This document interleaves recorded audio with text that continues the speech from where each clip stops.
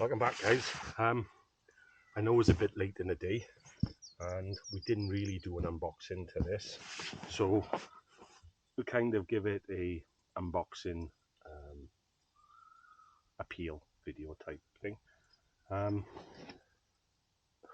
Is the new maelstrom watercraft 380 v-lite. I think I got that right. Bit of a mouthful, but what I'm going to do is I got to unravel it. I got to clean it up because I took it out a few times, tested it, run it. So I'm going to give it a clean up, blow it all up. I'll show you what comes with it and we'll give you a look round. So it's not an unboxing, but it will be a quick look of the maelstrom watercraft 380 va-lite and then how I set it up with all the equipment I use. So stay tuned.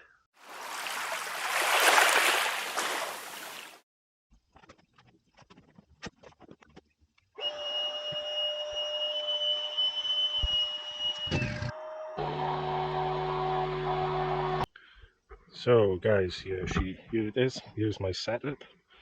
What I'll do, I'll give you a little walk around first so you can see the boat. I'll talk you through what comes with the boat and its spec and features, if I can remember them all, and then I'll go through what I use and why I use it. So first of all, in the box you get the 380 va-lite.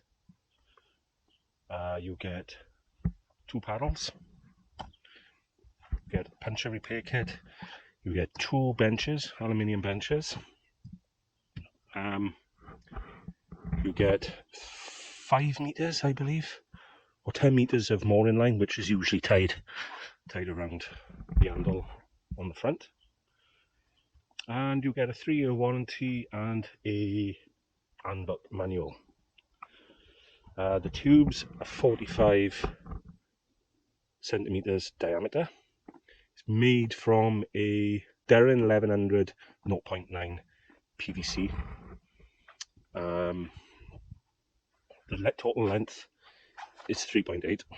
The total inner length from inside the transom here to the top,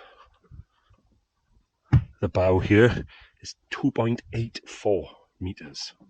From side to side is 0.88, so I'll just say 0.9, just shy of a meter, which is nice and wide, really. You can see how nice and wide that is. It's got 2 handles on the outside for carrying, 2 handles on the back here for lifting. If you're putting your wheels up, it makes it much easier.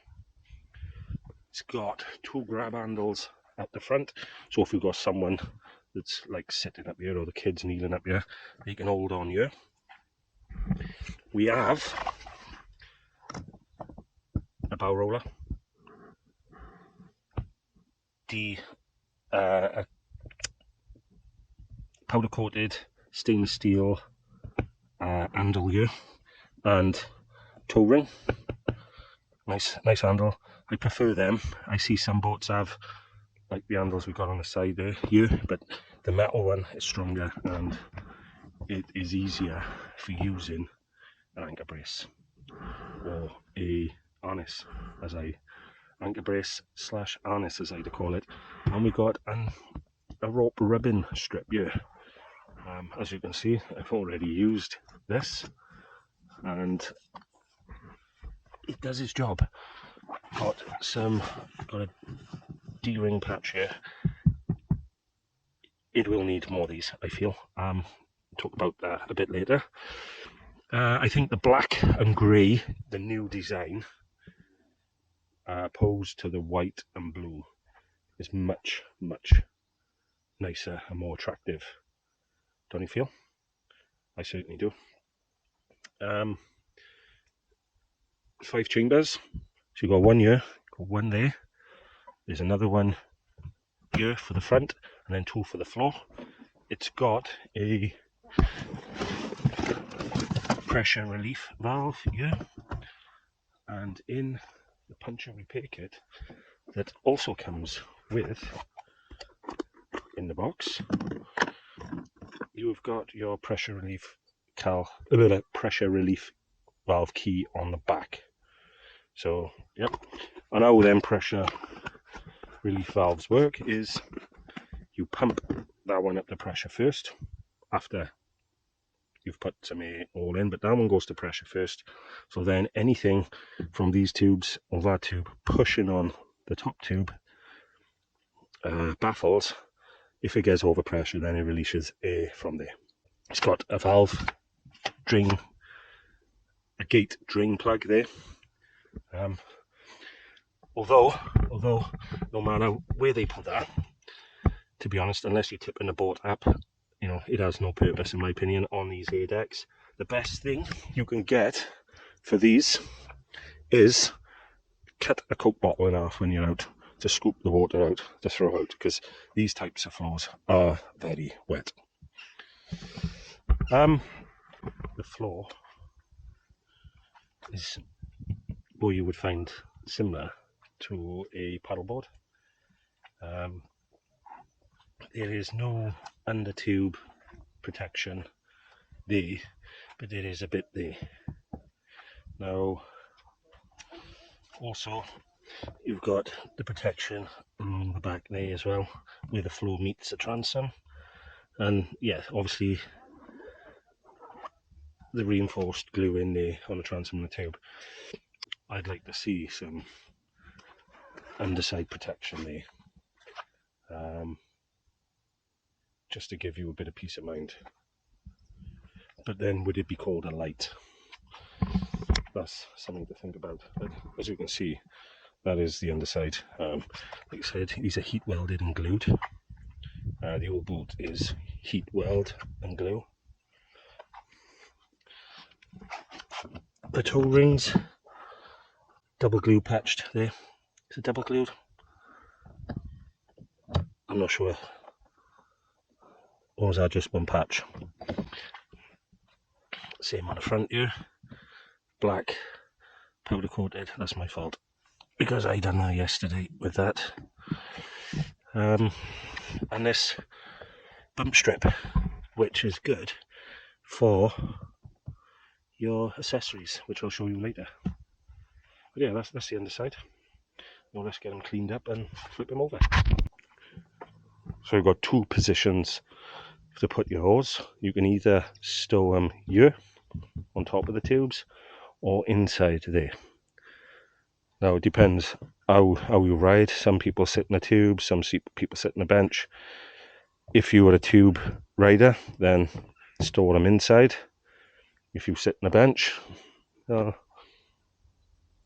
yeah, it's just nice to have options. And also I've run my fuel line down through these, so it's out the way, up off the floor, comes here and goes into there. We should have done an unboxing when I had it. Mike delivered this to me for all the way from Nottingham. He brought it down, and I think we were that excited to get it out the box, we didn't even think about doing any kind of content. And we just got it out straight away.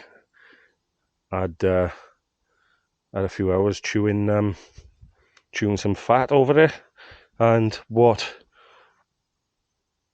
he jotted down some what the next models could be having. So I think the next models then, from what I can remember what he was jotting down, it's going to have a double glue patch here on the seat thwarts, as these are full length seat thwarts by the way, so you can put your bench any way you want. But yeah, double glue, so you have one of these patches per there, both ends, both sides. There's going to be a number of these D-rings patches put along downside inside the tubes. I have just ordered some to put here and there, because it's only got that one. I like to put all my stuff up here and then bungee it off. So yeah, and with my rod holders there, I'll put another one there so I can cable tie it to the back of the tube. Tank position. Biggest change to this sib, apart from the colour, is the rounded cones on the back to help minimise the porpoising, and I think it has achieved just that. You do get a little bit of porpoising, but that was on trim setting number 2. When I put it on trim setting number 3, I had very minimal. Although I am using the hydrofoil as well, so to say that the rounded cones are guaranteed with a big improvement, I cannot say until I run it without the hydrofoils. But at the moment, the performance of this boat is absolutely unbelievable. I'll show a few clips now here where I'm doing half revs, half throttle at 16 to 17 mile an hour, 3/4 throttle at 20 mile an hour, and I had a top speed and still climbing of 23.5 mile an hour, which with hydrofoils is very good.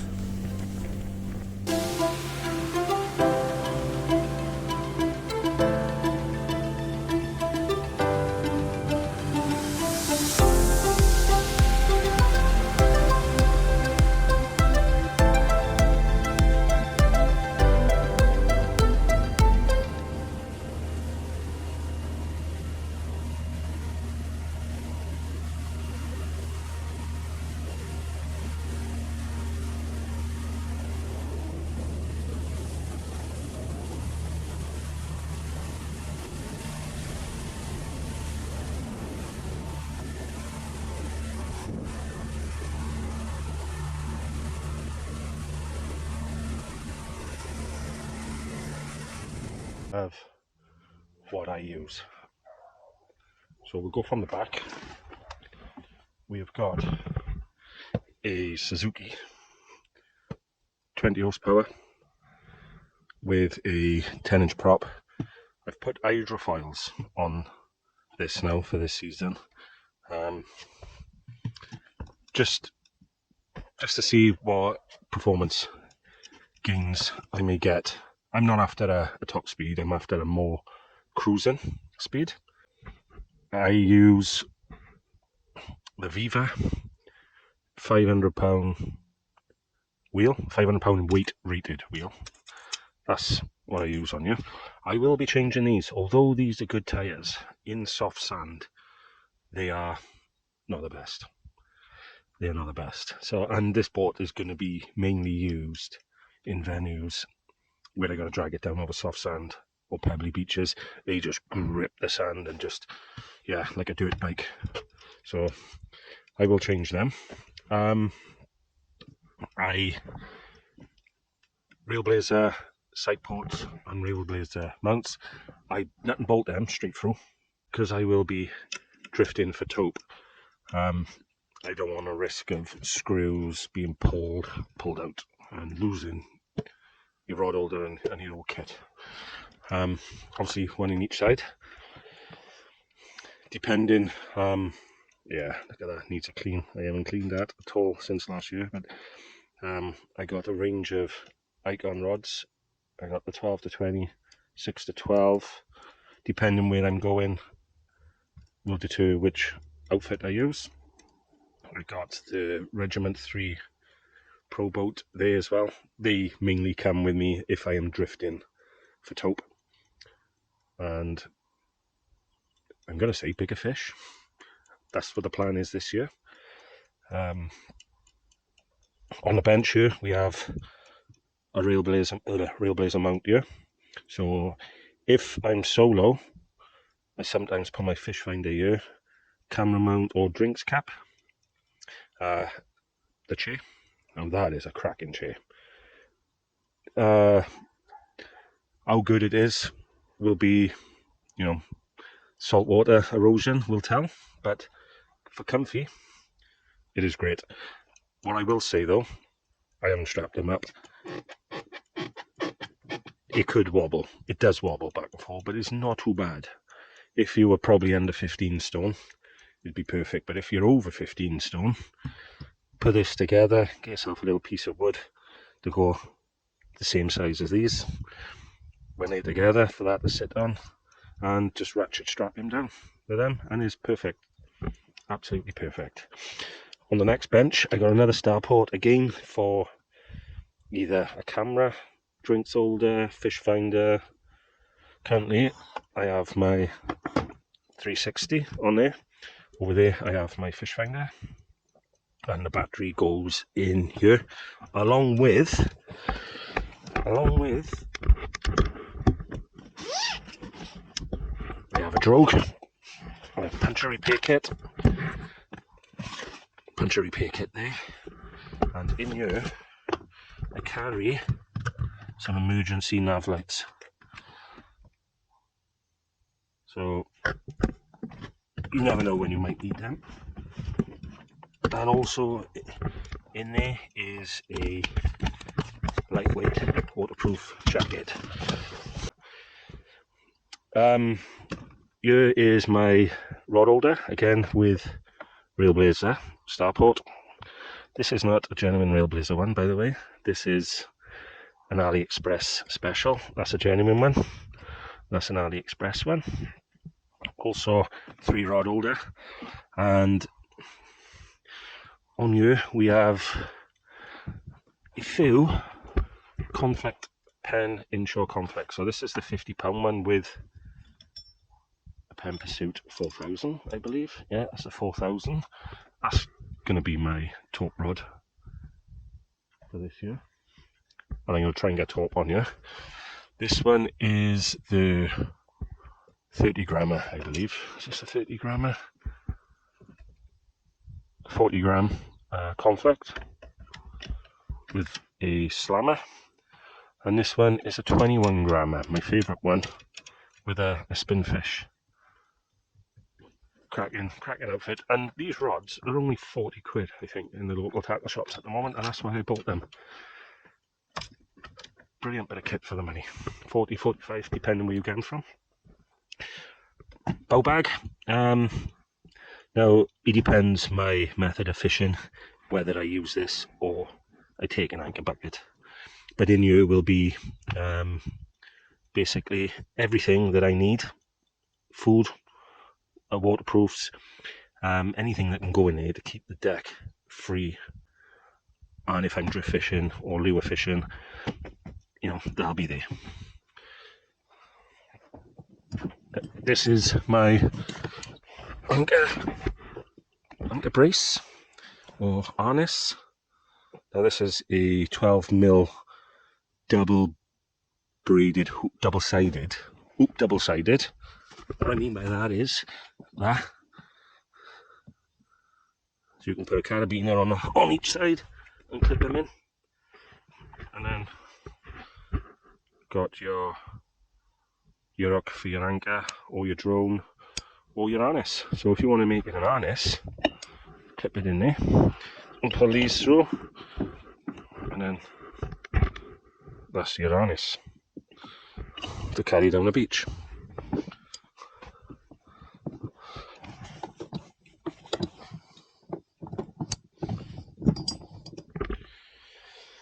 And we have a tackle box, everything in here that I need for a day's fishing, dry bag, camera, phone, keys, whatever in there.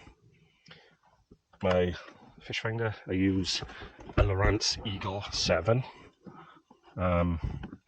with a Burley Pro sunshade.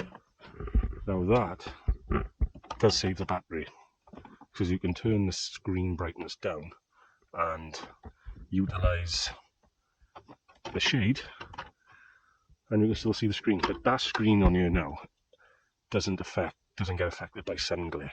So that's one of the new features on the Eagle range. I've also got a video on the Eagle setting it up, or any Lowrance, so take a look at that. And then we come to this side, we got the seat. it spins 360. I'm not sure. I haven't looked into it that much if all the fittings are made of stainless steel and if it will last the test of time. But I do grease it up and keep it nice, because that is a very comfortable seat, and I've got a video of me sat on that, which I'll put up here so you can see how comfortable it is. And although it is a little high, it's not that bad. You would expect the centre of gravity to be affected, but it ain't that bad, to be honest with you.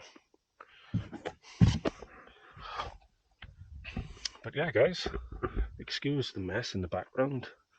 I am trying to do my best to get the garden sorted. But that's my setup, guys.